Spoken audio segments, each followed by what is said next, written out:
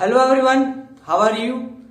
उम्मीद करता हूँ यार आप सभी बिल्कुल एकदम बढ़िया होंगे। तो आज के इस वीडियो में हम बात करेंगे लास्ट 3 डेट स्ट्रेटेजी के बारे में, और उसके बाद में हम बात करने वाले हैं जो हमारी अगली वीडियो आएगी वो आपको सिलेबस के बारे में बताई जाएगी कि आपको 9th क्लास के कौन कौन से टॉपिक आपको करने हैं जो इम्पोर्टेंट्स है। तो आप ये वीडियो देखने के बाद में उस वीडियो को भी जरूर देख लीजिएगा। ओके, तो यार आज के इस वीडियो में हम बात करेंगे कि आप किस तरह से अपने सिलेबस को केवल 2 दिन में या 3 दिन में कवर कर सकते हैं। तो यार सबसे पहले आपको अपना फोकस किस सब्जेक्ट पे रखना है कि कैसे आपको सारी चीजें करनी है वो आज मैं बताऊंगा आपको।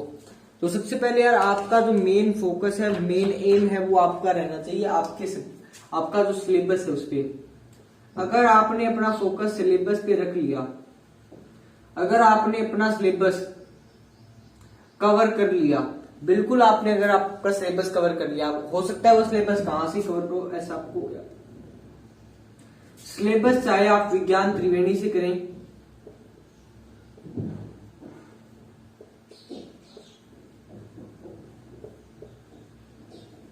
या तो आप विज्ञान त्रिवेणी से कर लीजिए, या फिर आप एनसीईआरटी से कर ही रहे हो।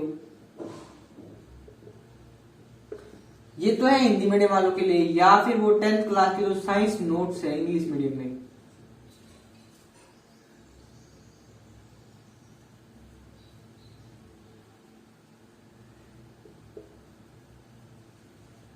वो फॉलो कर रहे हो। जो भी आप तीनों बुक में से कोई भी बुक फॉलो कर रहे हो, मान लीजिएगा आप विज्ञान त्रिवेणी फॉलो कर रहे हो, एनसीईआरटी फॉलो कर रहे हो, कोई भी एक बुक मान के चल रहे हैं। रेफरेंस के तौर पे मैं जो अपनी बुक ले लेता हूँ यहाँ पे विज्ञान त्रिवेणी, बाकी को एक बार हटा रहा हूँ विज्ञान त्रिवेणी, और हम एनसीईआरटी पे ही मेन फोकस रखने वाले हैं। एक साइड रख रहा हूं मैं विज्ञान त्रिवेणी, एक साइड रखेंगे हम, इस साइड आपकी विज्ञान त्रिवेणी, और इस साइड है आपकी एनसीईआरटी। आपको एनसीईआरटी से कौन से टॉपिक करने हैं, विज्ञान त्रिवेणी से कौन कौन से टॉपिक करने हैं वो ध्यान से रखिएगा। विज्ञान त्रिवेणी में यार आपको जो लास्ट में एक्सरसाइज में जो क्वेश्चन दिए हुए हैं, एक्सरसाइज क्वेश्चन है वो तो आपको 100% करने हैं, सारे कर लीजिएगा। और कौन कौन से चैप्टर क्या करने हैं उसके रिगार्डिंग मैंने ऑलरेडी वीडियो बना रखी है, तो आप वो वीडियो देख सकते हैं। कौन कौन से टॉपिक्स के ये एक्सरसाइज क्वेश्चन करने हैं वो आप देख लीजिएगा वीडियो में। उसके बाद में आपको यहाँ पे करने हैं कंसेप्ट, जो आपके कंसेप्ट होते हैं जनरल, जैसे फॉर्मूलाज के कंसेप्ट हो गए,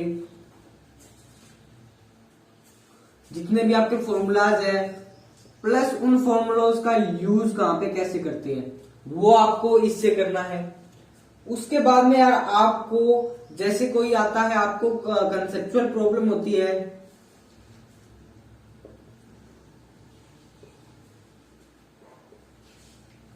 वो आप इस बुक से फॉलो कर लीजिएगा। हिंदी में आप इसका अभ्यास करना है, अभ्यास के प्रश्न करने हैं, फॉर्मूला करना है और इसका प्रयोग कैसे करें। और कंसेप्चुअल का मतलब आपके जो कंसेप्ट होते हैं साइंस के, उसके रिगार्डिंग आपको जो भी प्रॉब्लम्स है वो यहां से करनी है।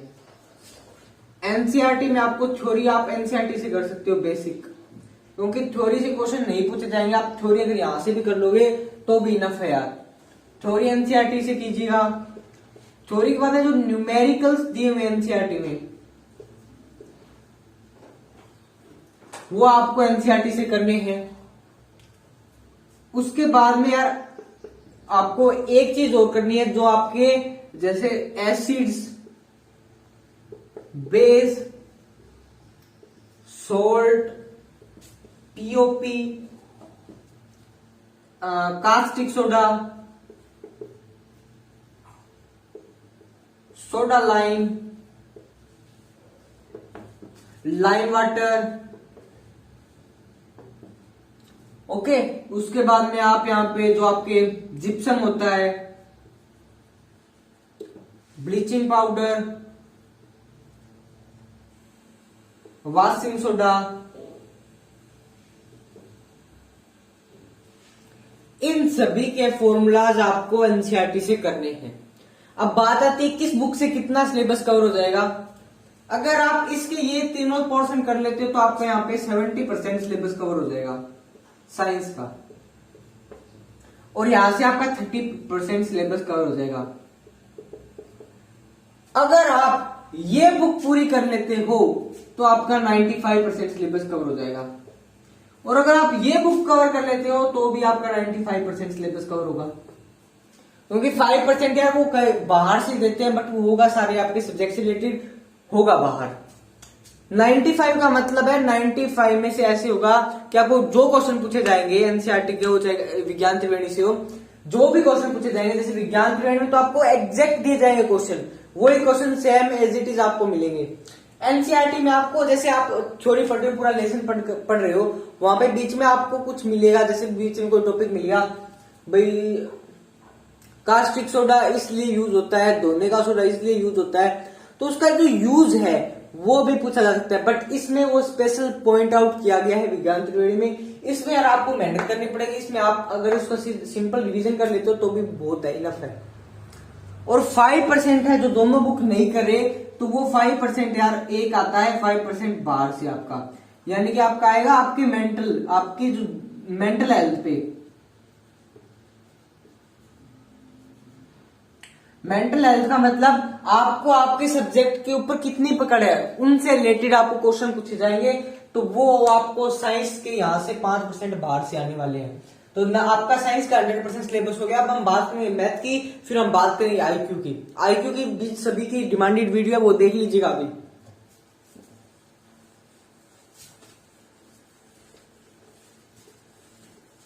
हाँ जी, अब मैं बता रहा हूं आपको मैथमेटिक्स की।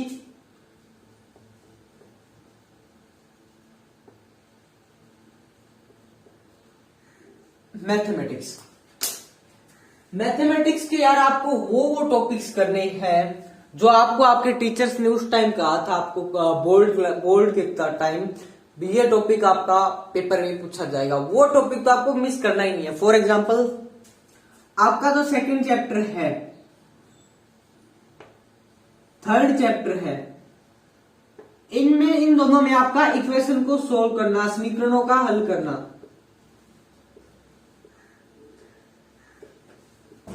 इक्वेशन सोल्व करना है आपका इनमें तो। हाँ जी, तो सेकंड थर्ड चैप्टर तो आपका बिल्कुल करीब होना चाहिए, सेकंड और थर्ड तो यहां से हमेशा एक क्वेश्चन आएगा ही आएगा, हमेशा 2 क्वेश्चन आते हैं यहां से, कई बार 1 या कई बार 2 तो आप मान के चलिए कम से कम 1 ज्यादा से ज्यादा 2 या 3 आ सकते हैं, तो ये चैप्टर तो आपको मिस करना ही नहीं है। उसके बाद में आपको प्रोबेबिलिटी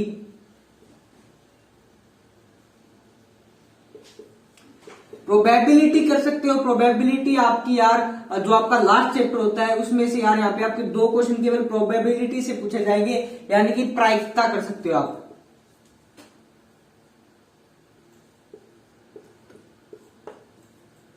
हाँ जी, ठीक है। ये करने के बाद आप मूव कर सकते हो ट्रिगो पे,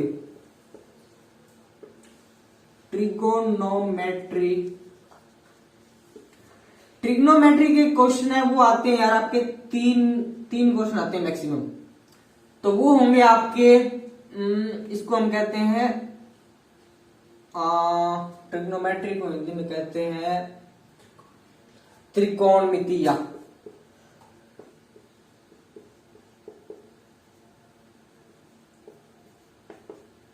ओके, त्रिकोणमिति करनी है आपको। ये चैप्टर आपको करोगे तो 3 तो 5 जो 7 क्वेश्चन यहां से अटेम्प्ट हो जाएंगे आपके आराम से। उसके बाद में यार 3 क्वेश्चन आपके जो बीच के जो चैप्टर्स है जो जिसमें आप एरिया फाइंड करते हो, एरिया फाइंडिंग वाले कुछ क्वेश्चन है, जैसे शंकु का त्रिभुज, शंकु का क्षेत्रफल कैसे फाइंड करें, शंकु की वॉल्यूम कैसे फाइंड आउट करें, यानी कि क्यूब की या कोनिक की, या आपको कहते हैं पैराबोला, हाइपरबोला, वो तो भी आपके नहीं है, बट सर्कल का पूछ सकते हैं, आपको स्फीयर का पूछ सकते हैं, आपको रेक्टेंगल का पूछ सकते हैं, स्क्वायर का पूछ सकते हैं। जो आपका एक चैप्टर में भी 13 नंबर चैप्टर है आपका, जो भी चैप्टर है जिसमें एरिया पूछा गया, वर्गफुल आपको निकालना होता है आकृतियों का, ठीक है। तो ये चैप्टर आप कर लीजिएगा तो आपके यहां से 7 से 9% अटेम्प्ट हो जाएंगे। ये चैप्टर आपको जरूर करने हैं, राइट। अब बात करूंगा मैं यार आईक्यू के बारे में। आईक्यू के मैंने ऑलरेडी टॉपिक्स बना रखे हैं, फिर भी मैं आपको यार आज टॉपिक के बारे में बता देता हूं। टॉपिक ध्यान से सुन लीजिएगा आईक्यू के। आईक्यू यानी कि रीजनिंग, कई बच्चों को ये भी नहीं पता आईक्यू रीजनिंग ही होती है। ओके, रीजनिंग के टॉपिक देखे गए। सबसे पहले आपको क्लॉक रिलेटेड, घड़ी रिलेटेड, घड़ी से संबंधित यार आपके प्रश्न पूछे जाते हैं।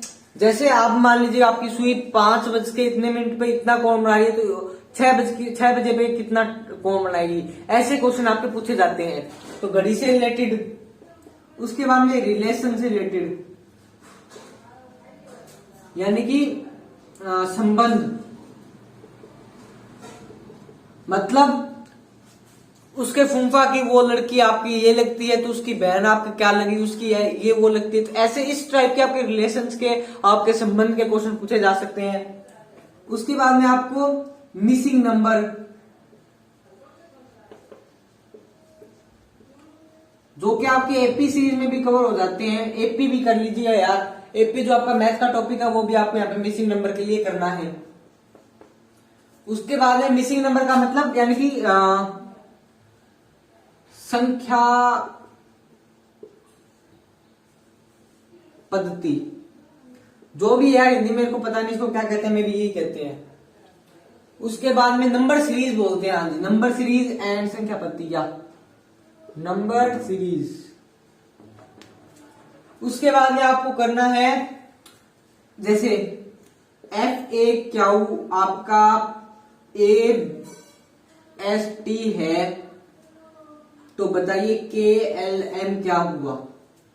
ऐसे आपको क्वेश्चन पूछे जाएंगे कि अल्फाबेटिकली, जो इंग्लिश के अल्फाबेट है उन पे जो क्वेश्चन आते हैं वो आपको करने हैं अल्फाबेटिक। उसके बाद में कौन कौन से टॉपिक आपको और करने हैं, एक देखिएगा आपको डिस्टेंस, टाइम, वेलोसिटी, समय दूरी, और समय दूरी आप दो ही कर लीजिएगा बस। समय दूरी से रिलेटेड डिस्टेंस एंड टाइम, समय और दूरी से रिलेटेड जितने भी क्वेश्चन आपको सारे अटेम्प्ट करने हैं, करके देख लीजिए। आप कहीं से भी यार गूगल पे सर्च कर सकते हैं, आप यूट्यूब पे भी सर्च कर सकते हैं। इवन इसके एक बार स्क्रीनशॉट ले लीजिएगा ताकि हम आगे बढ़ रहे हैं। अब तक हमने 5 टॉपिक बता दिए, केवल 10 टॉपिक बताऊंगा मैं आपको। उसके बाद में आपको डाइस से रिलेटेड, डाइस यानी कि पासा, डाइस के अंदर ही आप जो ताश के पत्ते होते हैं, कार्ड से रिलेटेड पत्ते, ताश के पत्ते होते हैं वो, उनके बारे में। उसके बाद में आप कीजिए, यहां पे एक टॉपिक और आता है आपका work and time. Work and time का मतलब, एक बच्चा मान लीजिए मैं एक काम को 10 दिन में करता हूं, तो 3 बंदे उस काम को कितने दिनों में करेंगे।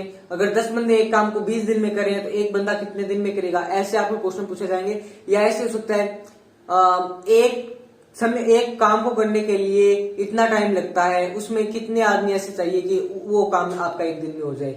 ऐसे करके आपको क्वेश्चन पूछे जाएंगे वर्क एंड टाइम से रिलेटेड, तो वो भी आपको आने चाहिए। उसके बाद में आप यहाँ पे फॉलो कर सकते हैं रीजनिंग के लिए।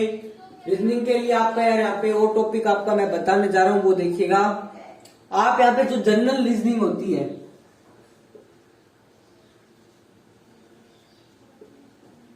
जनरल रीजनिंग का मतलब जो जनरल क्वेश्चन होते हैं, जैसे आपके पास एक कोई वस्तु है, अगर मैं इसको यहाँ पे छोड़ दूं, जैसे नापतोल के जो जनरल रीजनिंग होती है वो आपको करनी है। जो सिंपल जो जनरल रीजनिंग है वो आप, अगर आप इसको ना भी करके जाओ तो भी आप इसको आराम से कर सकते हो वहां पे पेपर में भी, ठीक है। उसके बाद में यार आप कर सकते हो यहाँ पे जो आपके वो क्वेश्चन होते हैं, 1 मिनट, आपके क्वेश्चन होते हैं वो,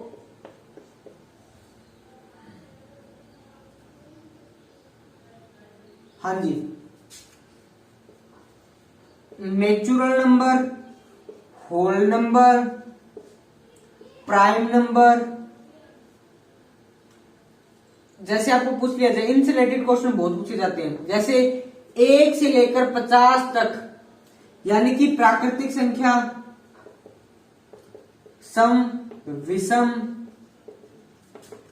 पूर्ण संख्या, अभाज्य, भाज्य संख्या, यहां पे आप कह सकते हो ओड नंबर, इस टाइप के आपके क्वेश्चन पूछे जाएंगे। ओके, तो जैसे आपको कह दे 1 से लेकर 50 तक की पहली संख्याओं का योग ज्ञात कीजिए। तो 1 से 50 तक आपको पता है प्राकृतिक संख्या है, प्राकृतिक संख्या का योग का एक फार्मूला होता है, सूत्र होता है, वो आप लगाओगे तो ये सब सोल्व हो जाएगा। ऐसे ही आपको कहे पहली 10 विषम संख्याओं का योग ज्ञात कीजिए, ओड संख्याओं का योग ज्ञात कीजिए, तो आप कर सकते हो केवल फॉर्मूले की हेल्प से। तो यार ये कुछ टॉपिक थे जो आपको आईक्यू में भी इन पे फोकस रखना है, राइट? हाँ जी। तो कुल मिला के यार मैंने आपको सारे टॉपिक्स बता दिए, कंप्लीट स्ट्रेटेजी बता दी। अब हम बात करेंगे सबसे पहले फोकस किस सब्जेक्ट पे करना है। फोकस यार अगर आपकी आईक्यू लेवल बढ़िया है, अगर आपका आईक्यू सही है, तो सबसे पहले आप आईक्यू को प्रायोरिटी देना फर्स्ट। कई बच्चे ऐसे थे जिनकी आईक्यू कमजोर होती है, तो वो सबसे पहले केमिस्ट्री पे मूव करना, चाहे मेडिकल वाले हो चाहे नॉन मेडिकल वाले हो। आईक्यू अगर आपको नहीं आता फिर आप केमिस्ट्री पे मूव करना, फिर आप केमिस्ट्री को सेकंड प्रायोरिटी दे सकते हो। अब मान लीजिए केमिस्ट्री भी वीक है किसी की, आईक्यू भी वीक, केमिस्ट्री भी वीक, फिर मूव कीजिएगा फिजिक्स पे, फिजिक्स को दीजिएगा थर्ड प्रायोरिटी। और किसी की फिजिक्स वीक है तो वो देगा मैथ को फोर्थ प्रायोरिटी। सबसे पहले आप केमिस्ट्री, फिजिक्स, मैथ, अगर आप ये शेड्यूल फॉलो करोगे तो ये कर सकते हो। अदरवाइज जिसका आईक्यू स्ट्रॉन्ग है तो वो ये शेड्यूल फॉलो कीजिए। और बायो वाले हैं तो वो मैथ कीजिए, बायो यहां पे लिख सकते हैं, वो आप बायो को यार पहले प्रायोरिटी दे सकते हैं केमिस्ट्री की जगह भी, क्योंकि मैथ को लास्ट टाइम इस दिया गया है क्योंकि मैथ में यार कैलकुलेशन ज्यादा होगी, तो कैलकुलेशन ज्यादा होने के कारण आपका टाइम ज्यादा कंज्यूम होगा। तो पहले आप सारे क्वेश्चन अटेम्प्ट कर लीजिए, फिर उसके बाद आप मैथ में मूव करेंगे तो आपका टाइम मैनेजमेंट भी बिल्कुल सही चलेगा। ओके, तो ये थी यार आज की आप अपनी पूरी स्ट्रेटेजी कि सुपरिटेंडेंट एग्जाम को किस तरह से हम अटेम्प्ट करें, किस तरह से सुपरिटेंडेंट एग्जाम को हम क्लियर कर सकते हैं। और क्लियर करने के लिए आपको मिनिमम 90 मार्क्स चाहिए आउट ऑफ 240। एक क्वेश्चन का आपको 4 नंबर मिलेगा। कुल आपके 60 क्वेश्चन आपको अटेम्प्ट करने, टोटल आपके 240 हो गए। और 240 में से अगर आप 90 करते हो, 90 का मतलब आप अप्रोक्सीमेटली मान के चलिए आप 25 करते हो अटेम्प्ट, और आपके ये सारे सही है, यानी कि आपने 100 मार्क्स स्कोर कर दिए 100 आउट ऑफ 240, तो आप पास हो गए। बट अगर आपको टॉप करना है तो आपको कम से कम 40 क्वेश्चन 30 से लेकर 35 तक के क्वेश्चन अटेम्प्ट करने पड़ेंगे, जो कि सही होने चाहिए बिल्कुल। यानी कि आपके नंबर 120 से लेकर 160 के बीच में होने चाहिए, 150 के बीच में होंगे तो भी चलेंगे। तो आप यार टॉपर्स की लिस्ट में भी आ सकते हो। मिनिमम मार्क्स आपके पासिंग मार्क्स है वो है 100 से लेकर 90 से लेकर 100 तक। अगर आप स्कोर कर लेते हो तो आप आराम से पास हो जाओगे।